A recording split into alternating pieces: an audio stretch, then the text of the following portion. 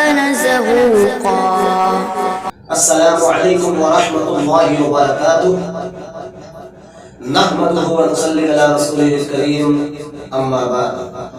محترم ناظرین، نکاح کی تکمیل کے بعد مرحلہ آتا ہے ایک دوسرے کے حقوق کا. تو کچھ حقوق ایسے ہیں جو شوہر پر عائد ہوتے ہیں، کچھ حقوق ایسے ہیں جو بیوی پر عائد ہوتے ہیں، اور کچھ مشترکہ حقوق ہیں. تو آئیے ہم سب سے پہلے یہ جانتے ہیں کہ شوہر پر بیوی کے کیا حقوق ہیں. تو اللہ تبارک و تعالیٰ سورۃ النساء آیت نمبر 19 میں ارشاد فرماتے ہیں وَعَاشِرُوهُنَّ بِالْمَعْرُوفِ کہ عورتوں کے ساتھ معروف طریقے سے رہو، حسن سلوک کرو ان کے ساتھ. اور نبی پاک علیہ السلام نے ارشاد فرمایا خیرکم خیرکم لأہلہ وَأَنَا خیرکم لأہلی. رواه الترمذی. اس حدیث کو امام ترمذی نے سنن ترمذی میں نقل کیا ہے کہ تم میں سب سے بہتر وہ ہے جو اپنے گھر والوں کے لیے بہتر ہے، اور میں تم میں سب سے زیادہ اپنے گھر والوں کے لیے بہتر ہوں.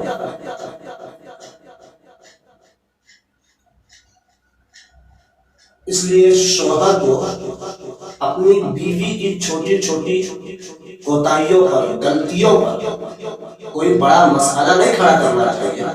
اس لیے کہ اللہ تبارک و تعالیٰ نے اس دنیا میں کسی کو بھی کامل اور پرفیکٹ نہیں پیدا کیا ہے. کوئی ایسا نہیں ہے جس کے اندر کوئی نہ کوئی نقص نہ ہو، کوئی نہ کوئی کمی نہ ہو. ہر ایک جو ہے اس کے اندر نقص موجود ہے. کوئی فرشتہ نہیں ہے کہ اس سے غلطی نہ ہو، معصوم ہو، اس طرح کوئی نہیں ہے. ہر ایک انسان سے غلطی ہو سکتی ہے. اس لیے نبی صلی اللہ علیہ وسلم نے ارشاد فرمایا کہ کوئی مومن مرد اپنی مومن بیوی سے بغض نہ رکھے. اگر اس کی کوئی عادت اسے پسند نہیں ہے تو ممکن ہے کہ دوسری عادت اسے پسند ہو. ایسا مسلم کی حدیث ہے. اس لیے جو عادت پسند ہے اس پر فوکس کرے، اور جو نیگیٹو چیز ہے اس کو نظر انداز کر دے، پوزیٹو چیز پر فوکس کرے.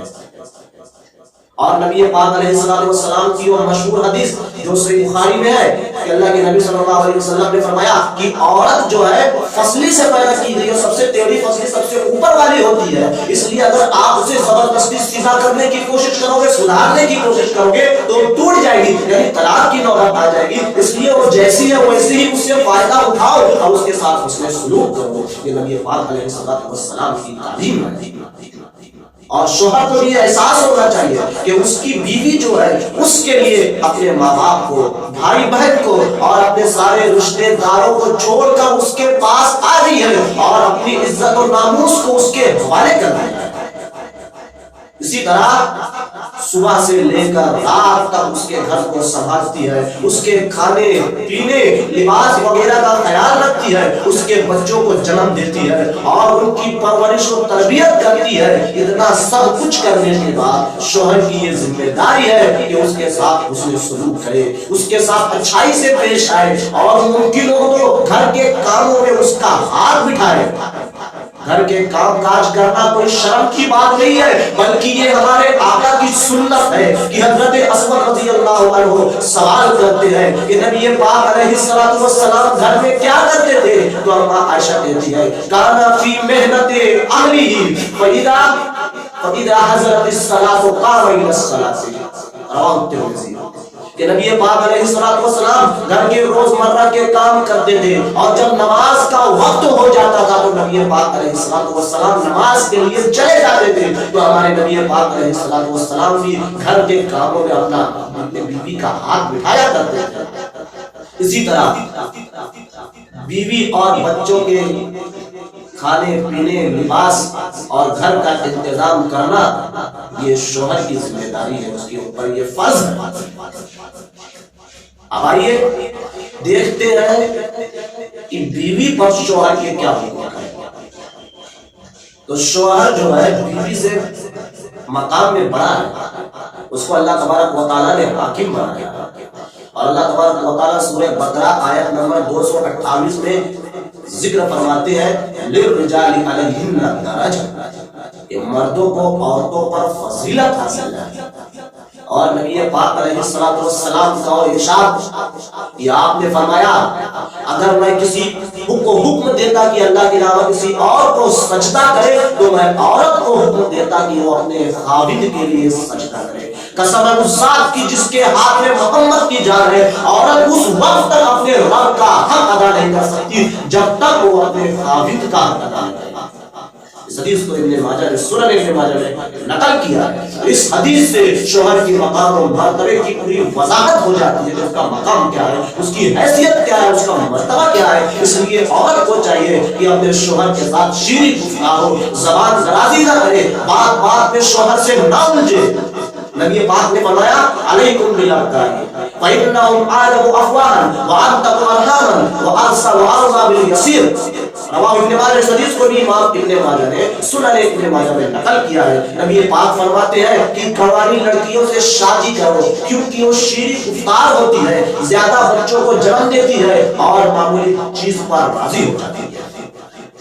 اس لیے عورت کو جو ہے زبان درازی نہیں کرنا چاہیے، شوہر سے بات بات پر نہیں الجھنا چاہیے، اور یہ عورت کی ذمہ داری ہے یہ شوہر کے گھر کو سنبھالے، یہ شوہر کے گھر کی نگران ہوتی ہے۔ وہ کل قیامت کے دن اس سے اس بارے میں سوال کیا جائے گا۔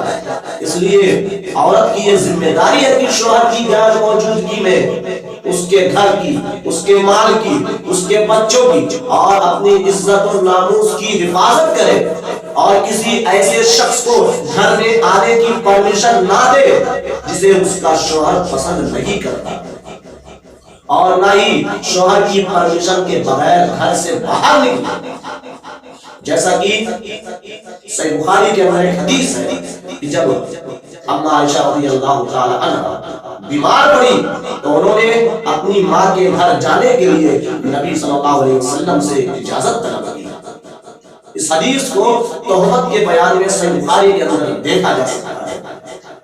اور ایک اور حدیث میں نبی پاک علیہ الصلوۃ والسلام نے ارشاد فرمایا لا تنفق امرأة شيئا من بيت زوجها الا باذن زوجها قيل يا رسول الله صلى الله عليه وسلم ولا الطعام قال ذلك افضل اموالنا رواه الترمذی۔ اس حدیث کو امام ترمذی نے سنن ترمذی میں نقل کیا ہے کہ نبی پاک علیہ الصلوۃ والسلام نے خطبہ حجۃ الوداع کے دن یہ بات ارشاد فرمائی تھی کہ عورت جو ہے اپنے شوہر کے گھر سے اس کی اجازت کے بغیر، اس کی پرمیشن کے بغیر کچھ بھی خرچ نہیں کر سکتی۔ اللہ کے رسول سے پوچھا گیا اے اللہ کے رسول کیا کھانا بھی نہیں کھلا سکتی؟ تو نبی پاک نے فرمایا یہ تو ہمارے مالوں میں سب سے افضل ہے، یعنی شوہر کی پرمیشن کے بغیر وہ کھانا بھی نہیں کھلا سکتی۔ اور پھر عورت کی یہ بھی ذمہ داری ہے کہ شوہر جس حالت میں ہے، جس کنڈیشن میں ہے، اس کے ساتھ ہنسی خوشی رہے۔ یہ نہیں کہ ناشکری کرے، ناشکری کرنا تو دور کی بات ہے، ناشکری کے الفاظ تک ادا کرنا یہ عورت کے لیے صحیح نہیں ہے، کیونکہ اللہ کے نبی صلی اللہ علیہ وسلم نے صحیح بخاری کی حدیث ہے کہ آپ ارشاد فرماتے ہیں کہ میں نے آگ دیکھی اور آج سے پہلے میں نے اس جیسا بھیانک اور ہولناک منظر میں نے کبھی نہیں دیکھا۔ میں نے جہنم میں عورتوں کی کثرت دیکھی۔ صحابہ نے عرض کیا اللہ کے رسول ایسا کیوں؟ تو آپ صلی اللہ علیہ وسلم نے ارشاد فرمایا اس لیے ہے کہ وہ عورتیں ناشکری کرتی ہیں۔ صحابہ نے پھر سوال کیا اللہ کے رسول کیا وہ اللہ کی ناشکری کرتی ہے؟ تو نبی نے فرمایا نہیں بلکہ وہ شوہر کی ناشکری کرتی ہے۔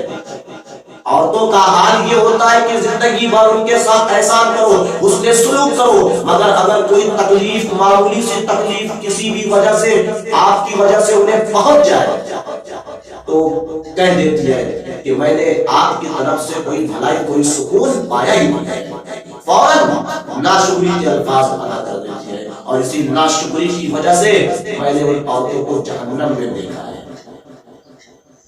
یہ شوہر اور بیوی کے منفرد علیحدہ علیحدہ حقوق۔ اب آتے ہیں مشترکہ حقوق پہ۔ تو مشترکہ حقوق میں سب سے زیادہ اہم اور ضروری حق یہ ہے کہ وہ دونوں جو ہے ایک دوسرے کو نیکی اور بھلائی کے کاموں میں مدد کرے، ایک دوسرے کی ہیلپ کرے۔ جیسا کہ حضرت ابو ہریرہ رضی اللہ عنہ سے روایت ہے کہ نبی صلی اللہ علیہ وسلم نے ارشاد فرمایا کہ اللہ رحم کرے اس مرد پر جو رات کو اٹھتا ہے اور نماز ادا کرتا ہے اور پھر اپنی بیوی کو بھی اٹھاتا ہے تاکہ وہ بھی نماز ادا کر لے، اور اگر بیوی اٹھنے میں سستی کرتی ہے تو اس کے چہرے پر پانی چھڑک کر اسے اٹھاتا ہے، اور اللہ رحم کرے اس عورت پر جو رات کے وقت اٹھتی ہے تاکہ نماز پڑھ لے، اور شوہر کو بھی اٹھاتی ہے تاکہ وہ بھی نماز پڑھ لے، اور اگر شوہر اٹھنے میں سستی کرتا ہے نہیں اٹھتا ہے تو اس کے چہرے پر پانی چھڑک کر اسے اٹھاتی ہے۔ اس حدیث کو امام ابو داؤد نے سنن ابی داؤد میں نقل کیا۔ تو یہ سب سے اہم اور ضروری ہے کہ وہ ایک دوسرے کی مدد کریں نیکی اور بھلائی کے کاموں میں، اور دوسرا سب سے اہم حق مشترکہ یہ ہے کہ وہ دونوں ایک دوسرے کی باتوں کو پھیلائے نا، جو راز کی باتیں ہیں، جو ازدواجی زندگی سے متعلق جو باتیں ہیں ان باتوں کو راز میں رکھے، دوسروں کو نہ بتائے۔ اللہ کے نبی صلی اللہ علیہ وسلم نے ارشاد فرمایا کہ سب سے برا شخص وہ ہوگا جو اپنی بیوی کے پاس ہے اور بیوی اس کے پاس آئے پھر وہ اپنی بیوی کی راز کی باتیں دوسروں کو بتائے، یہ سب سے برا شخص قیامت کے لیے ہوگا۔ امام مسلم نے اس حدیث کو صحیح مسلم میں نقل کیا ہے۔ اسی طرح بیوی بھی شوہر کی راز کی باتیں دوسروں کو نہ بتائے، یہ بہت بری اور گندی چیز ہے، اس سے بچنے کی پرہیز کرنے کی ضرورت ہے۔ آخر میں اللہ سے دعا کہ اللہ تعالیٰ تمام لوگوں کو حسن عمل کی توفیق عنایت فرمائے۔ آمین۔ السلام علیکم ورحمۃ اللہ وبرکاتہ۔